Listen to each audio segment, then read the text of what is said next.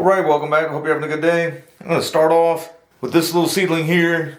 This guy is just a little over a year old. Last winter I noticed it growing out of one of my bonsai pots. And so I just pulled it up and stuck it in this, and then I actually rested this inside of another pot. And then this December I basically dug it out of that, gave it a good chop, and also cut the big long taproot off. And it is just starting to bud back from the chop. You can see the bud coming out there. There's another one coming out of one of these two leaves. You can see evidence of some out of here. That's why I leave the leaves in place. Apparently some of the oaks that are pretty like semi-evergreen, they stay on here until the new bud starts coming out. So I'm not going to try to clean the old leaves off or anything. Since it was just in December, 2-3 months ago, that I cut that taproot off, I'm just going to slip pot it now. I think this is a little bit too small, and you can see how tall that got in just 1 year. So I'd like it to be in a pot where I can spread out a little bit more, and I don't have to. I actually had to rest this inside of that other pot so I could let it get that tall without getting all blown over and everything. I'd like to be able to just leave it in a pot and not have it get that huge taproot through the bottom again. All right, and this should really not take very long at all. When I brought it in today, the taproot was still kind of just hanging out of it. Actually, already starting to grow just a little bit from when I cut it in December. I pushed it up in there, so it's already semi-loose in there. It's just a seedling, so I've got some used substrate in here. Basically, I'm going to kind of dig a hole in the middle.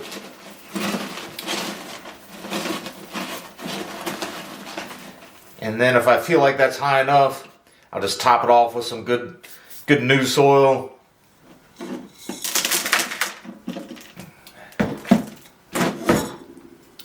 Definitely not circling or anything like that. It's only been 1 year, so I don't think I need to disturb that at all.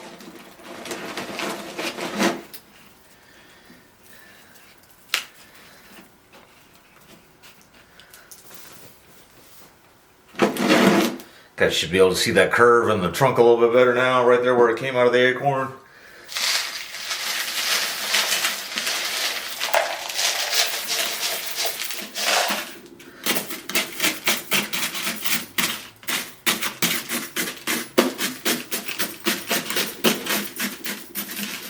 All right, we'll give this another season or two, see how that goes.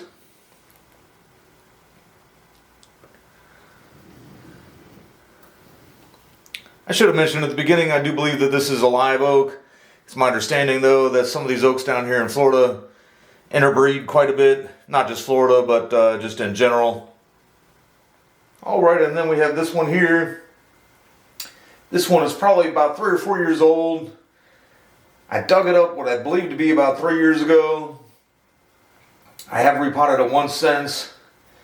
And I'm pretty much guessing when I did dig it up, it was about a year old. So I'm guessing 3 to 5 years old.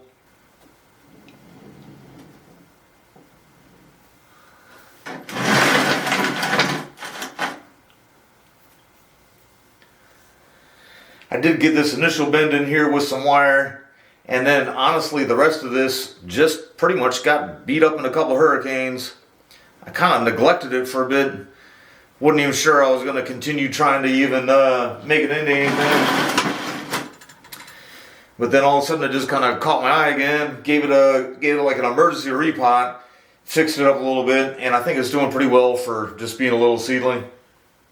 One thing I did want to point out, I have seen that people say that an oak is, when you're trying to make a nabari for an oak, it's hard to not make it look like it was just the taproot turned down, and this thing does look just like the taproot was turned down. Kind of realized that as I was doing it, but I also do believe if I hadn't have done that, and I think I did do that on a video, but I think if I hadn't have done that, I don't think this tree would have survived. I don't think I could have trimmed it off anymore. I had to kink it back, and then now it's just that, it's got a stump coming out that far that way. Nothing over here at all. The original acorn was probably like right around in here. All right, for the most part, it stayed pretty sturdy in this pot last year. I do want to try to cut it back a little bit, not just to keep it from outgrowing itself, but also or getting out of balance.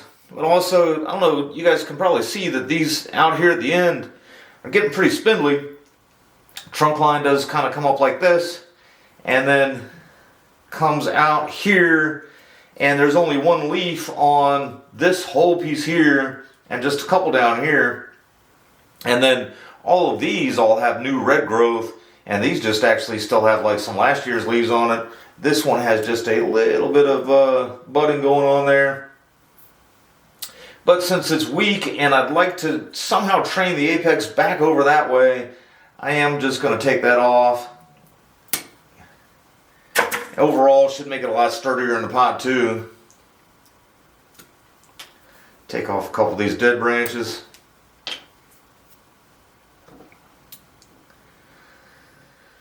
There's, you know, these two are pretty much coming off of the same spot. Not quite bar branches, but close to the same spot.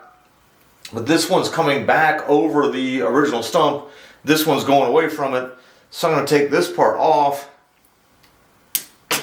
and just try to use some clip and grow techniques there and get this guy to come up a little bit more this way.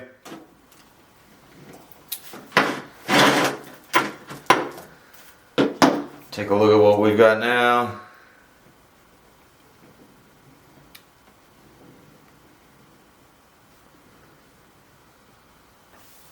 Alright, so got this branch coming straight up, and also if that was a little more of an obvious curve on the inside of a curve. So that's going to come off.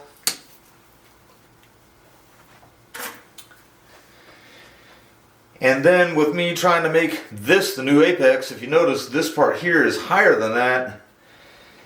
And there's a couple branches here coming off. I do want to save this most of the branch, but it doesn't really need to be that tall. Also, I believe, it's hard for me to see sometimes, I don't know if that'll come in focus or not, I believe that those tips there are covered in aphids. I see that a lot on young oak trees or even the new growth on some of the older ones. But they grow so much and they have so many natural predators out there, as long as you just kind of let nature go, it doesn't really affect them much.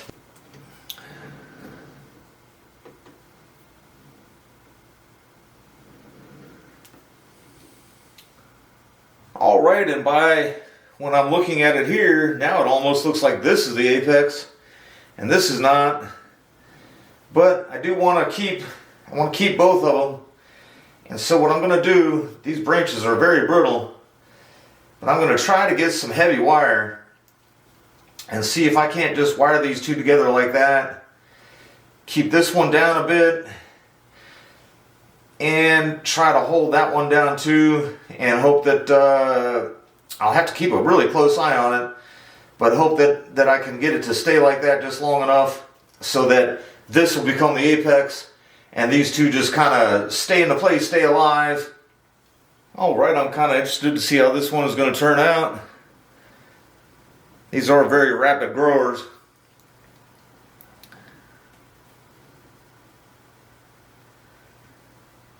As a matter of fact, when I defoliate the laurel oaks that I have, I'll probably go ahead and pull this in for a quick update, because that'll be around the time when this thing should really be leafing out very nicely. And just a quick look at this one. This one probably could use a repotting, but I missed the repotting window on this one. One day I looked at it and it had some buds, and it just literally seemed like the next couple days all of a sudden it was leafed out. Those leaves are even hardened off now. I'm going to shorten it up just a bit.